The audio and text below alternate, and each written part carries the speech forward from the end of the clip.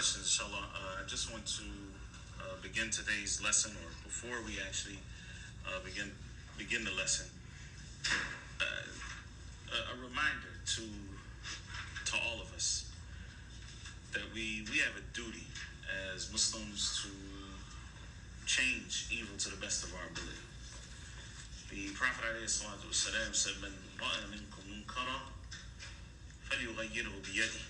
Whoever sees an evil, something that is munkar, let him change it with his hand. وَمَنْ لَمْ يَسْتَطِعْ فَبِلِسَانِهِ. And if you can't change it with your hand, if you can change it with your hand, it is obligatory to change it with your hand. And if you cannot, then with your tongue. And with your tongue. وَمَنْ لَمْ يَسْتَطِعْ فَبِقَلْبِهِ. And whoever doesn't have the ability to do it with his tongue, and obviously not his hand, then in the heart. That is, that you recognize it as munkar. You don't become desensitized. That it remains to you as something evil that you feel in your heart. وَذَلِكَ أَضْعَفُ الْإِيمَانِ. That is the weakest form of iman.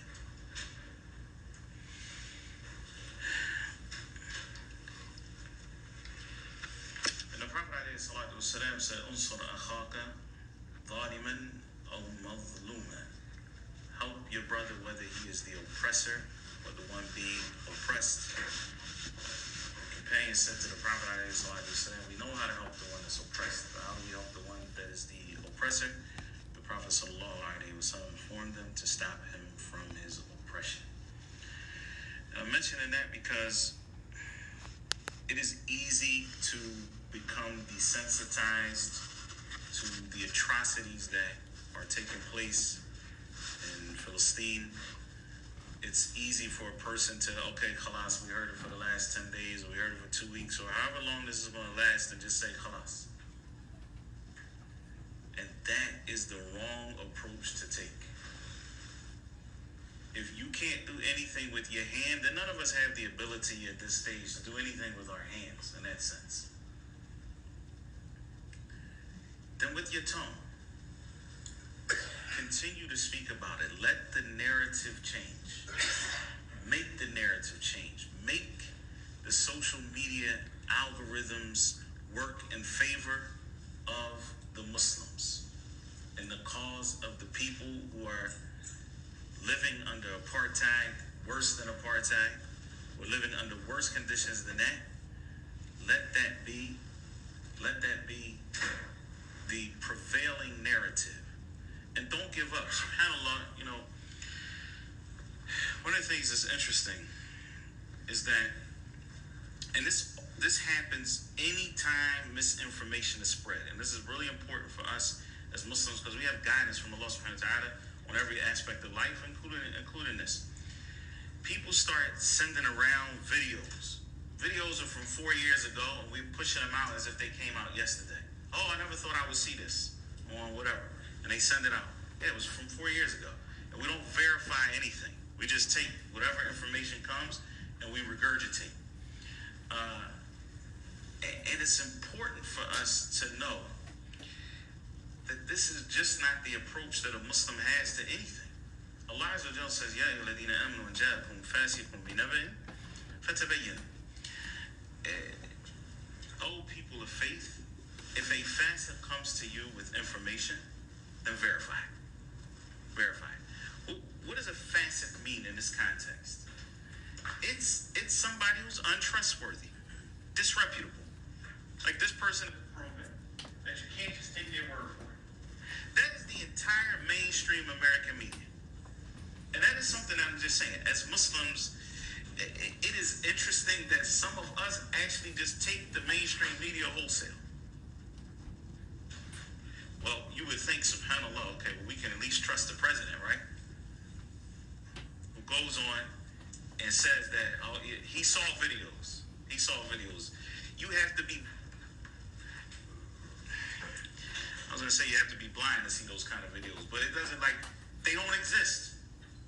They don't, he claims that he saw videos of 40, young children, young Israeli children being beheaded or whatever. We know that they had to walk that back. The White House had to walk that back.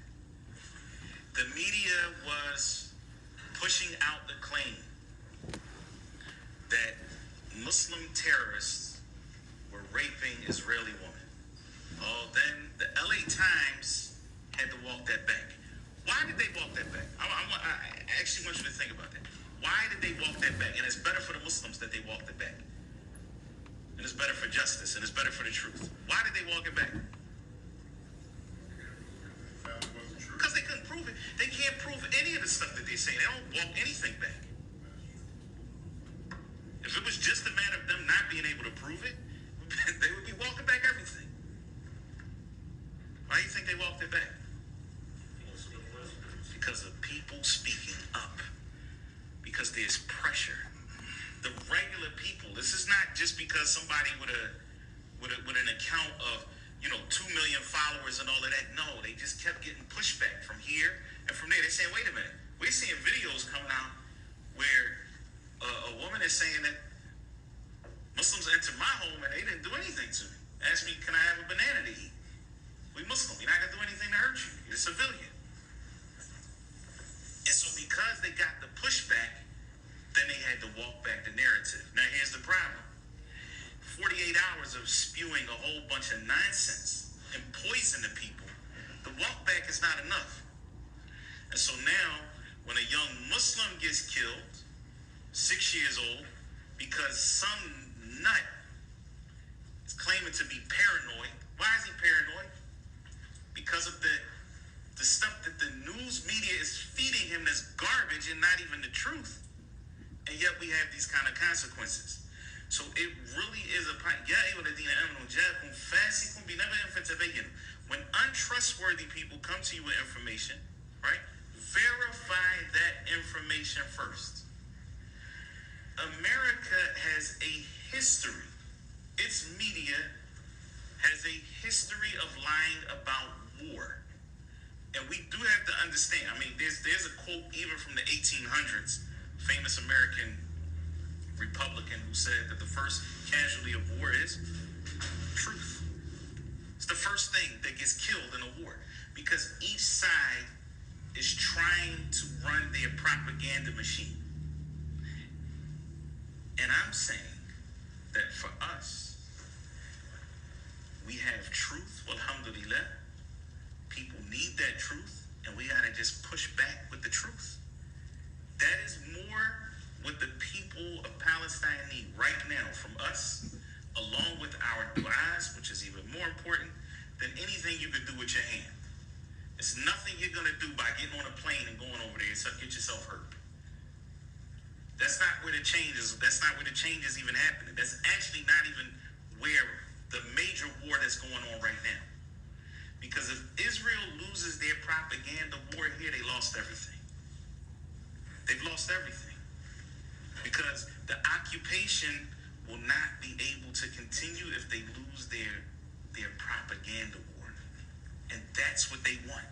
They want to continue that occupation until Palestine is no longer, till it doesn't exist anymore. And if they lose that war, and I'm saying that's a war that we all can fight. It's a war that we all should be fighting. Push back. Push the real narratives. Don't let people draw you into the Hamas and Iran and all this stuff. I don't care nothing about that. Here's where we are. Let's keep it. Let's play on their turf in this sense. Amnesty International calls Israeli occupation apartheid. Like, who's the most famous figure when you think of the word apartheid? Nelson Mandela. He said that the apartheid that the Palestinians are facing, this was back in 1997. And it's worse now. I'm saying what's happening now in Palestine is worse than what was happening in 1997. But he said that the apartheid that the Palestinians are facing is worse than anything that the South Africans ever faced. Really? Same thing was said by Archbishop Desmond Tutu. Again, these are figures who lived through that era, and they said, nah, what they're going through is far worse than anything we ever dealt with. when we're trying to convince non-Muslims. Human Rights Watch refers to Gaza or Gaza as an open-air prison. We don't have to come in, we call it that. Oh, yeah, no, that's a 50-foot walls all around the whole thing. Where they supposed to go? And then, when they tell these Muslims, listen, you'll be safe if you just go over here, and then they bomb the same exact place that they tell them to go to. What is that? And today, bombing a hospital, killing over 500 people, a hospital. As we have to stay alive, and I'm saying this here, subhanAllah, because sometimes I think as a people, especially, I'm gonna just say this with the risk of being controversial, but especially as African American Muslims, is oftentimes a feeling of, well, they don't stand up for our causes. You know, the cause, the plight, George Floyd or whatever happened here in America, and when that was going on and nobody was saying anything, and these same people, they're the same people that come down into our communities and they sell pork and cigarettes and alcohol and so on and so forth. True or not true? I'm saying, hypothetically, let's just say that all of that is true, hypothetically. What that got to do with it? Is you're speaking up for the sake of Allah Azza wa Jal? Because if that's the case, it doesn't really matter what they do. And if it's not for the sake of Allah Azza wa Jal, go sit down. For real. Like, go get your intentions right. Because if that's not what it's about them. It's not about this is about what is right in front of Allah subhanahu wa ta'ala. وَلَقَدْ أَرْسَلْنَا رُسُلَنَا بِالْبَيِّنَاتِ وَأَنزَلْنَا مَعَهُمُ الْكِتَابَ وَالْمِيزَانَ لِيَقُومَ النَّاسُ بِالْقِسْطِ. That's what this is about. All of the messengers were sent with clear proof, with bayinat. And Allah Azza wa Jal revealed to them and sent down with them books in the mizan, scale. What's that mizan? What is that scale? Justice. لِيَقُومَ النَّاسُ بِالْقِسْطِ. So that people would stand for justice. All of the prophets came with that. If we're not going to stand for justice, what kind of human beings are we? When did Islam become my personal thing? It's just what I do. It's just my 5 daily prayers. It's just my zakat. When did Islam become that? It became that because somebody convinced us, and I have to be brutally honest. Somebody convinced us that we're supposed to be apolitical, whatever that means. It's so interesting. And you can look back in the last 35 years. The last time that you'll see mainstream call for jihad. I'm gonna leave it like that. Mainstream. Because other than that, you look back and there's no jihad. The only jihad that happened was 35 years ago. Where? In Afghanistan. You know why? Because America said it was okay. No, for real.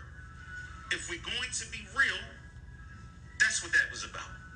Otherwise, what do people from Saudi Arabia, from Kuwait, if we're going to use that, what do they have to do with Afghanistan? Because that's the same argument being used now. Oh no, that's a Palestinian thing. Halas, I'm not getting into whether this is a legitimate jihad, not jihad, whether people should go. Don't forget that.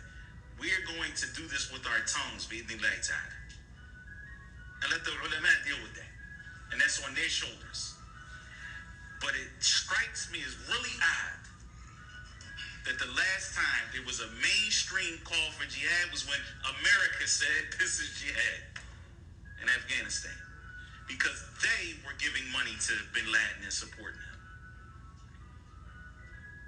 And so now everybody's supposed to go to Afghanistan and fight against Russia because that's what America wanted them to do.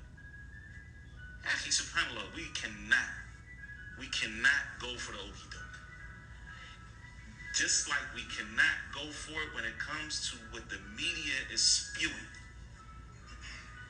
They drop bombs that killed 200,000 plus people in Japan, Hiroshima.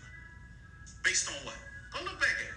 This is not me talking. This is their own history book. It was lies. Lies. Vietnam was a lie, a big lie.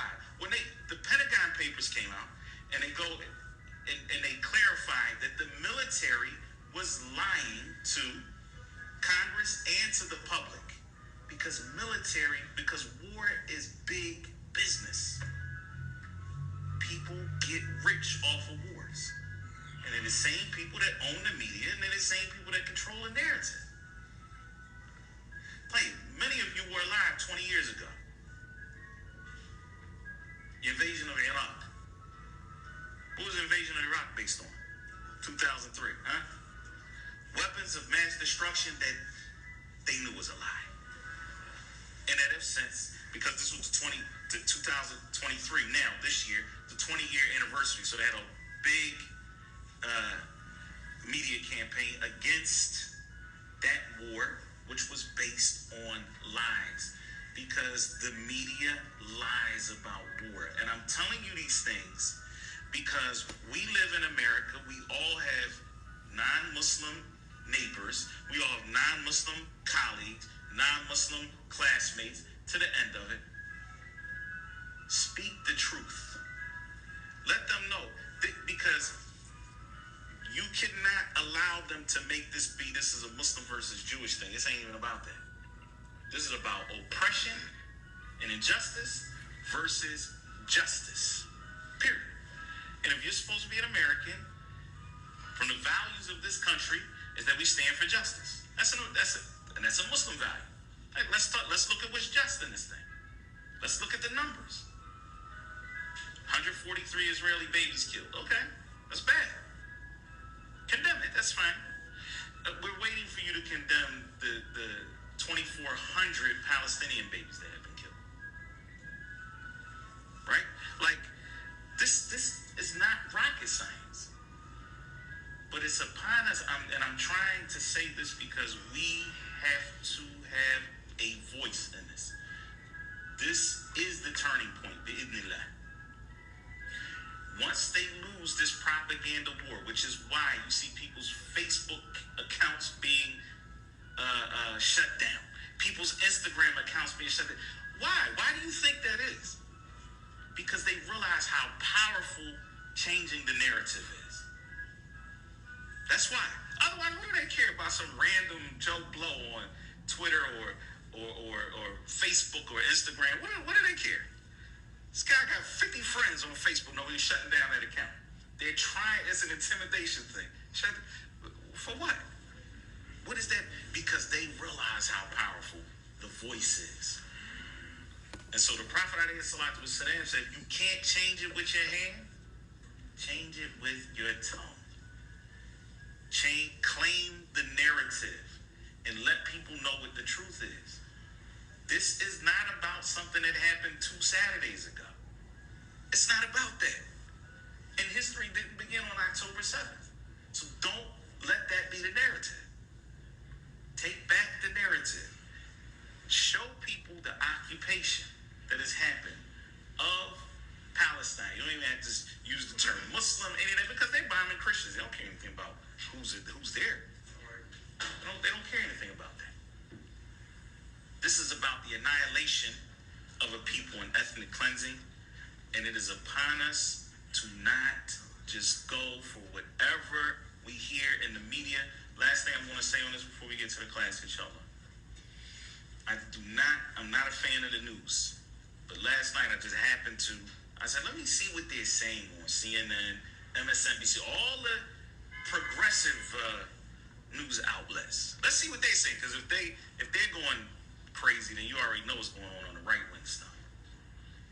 And here they are parading around. Let's look at the 199 Israelis who were killed. This one's name is so and so, and this is how many children they have. And oh, this one, he's waiting for his family to come back. Let me show you the sneakers of his daughter who was kidnapped or taken as hostages. Right? And so what's the whole point behind it? They want to humanize the Israeli side. Like they're humans, and we recognize that. And on the same token, when it comes to the Muslims, I mean, they openly say this is not our calamity. These are animals we're killing here. It's animals. And they've done nothing to humanize. Nothing at all to humanize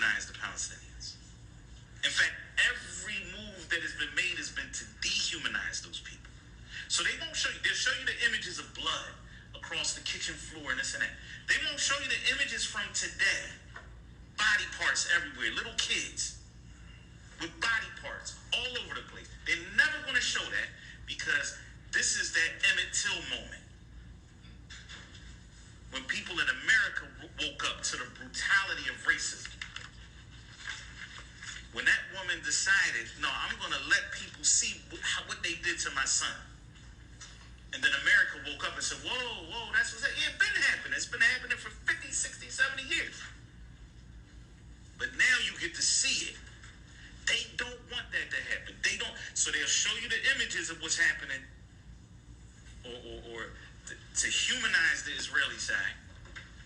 But Muslims' blood is cheap. Inshallah ta'ala, that can and will change. But it does require courage. It requires people to speak up. Don't just listen to that stuff happen and don't go for the bait. Don't make this about Muslim versus Jews. This is about justice versus oppression. Leave it at that. It's about people's land being occupied who are resisting. Keep it at that. Because if you fall for the bait, you're going to be an anti-Semite. And this ain't about anti-Semitism. The Jews in this country, many of them are speaking out against what's happening. Many of them. Because they also are people of deen at the end of the day. They don't see this as being something that's just. And so many of the Jewish people are speaking out against this. And we need to highlight that as well. Right? There's somebody from their own family that's bearing witness. Allah, المستعان. That being said, it is important for us not to get distracted, to continue to study our deen, to continue to memorize the Quran, spend time with the Quran, to continue to learn your deen, because this is going to come and go. Like every other battle in Islam has come and gone, and every other war, Allah المستعان. I mean, this is different, obviously. It's not the same as what has been happening in the last few years. But what I'm saying is that this is going to end. And even at the time of the Prophet ﷺ, Allah Azza wa Jalla revealed in the Quran, Surah At-Tawbah, that everybody shouldn't go out and fight. That there has to be a group that remains behind, that learns. Because some people are going to be left, and they're going to need to be taught their deen. And so it's important that we don't get so engrossed that becomes the entirety of our day, and we're not continuing to learn and study. Wallahu musta'an.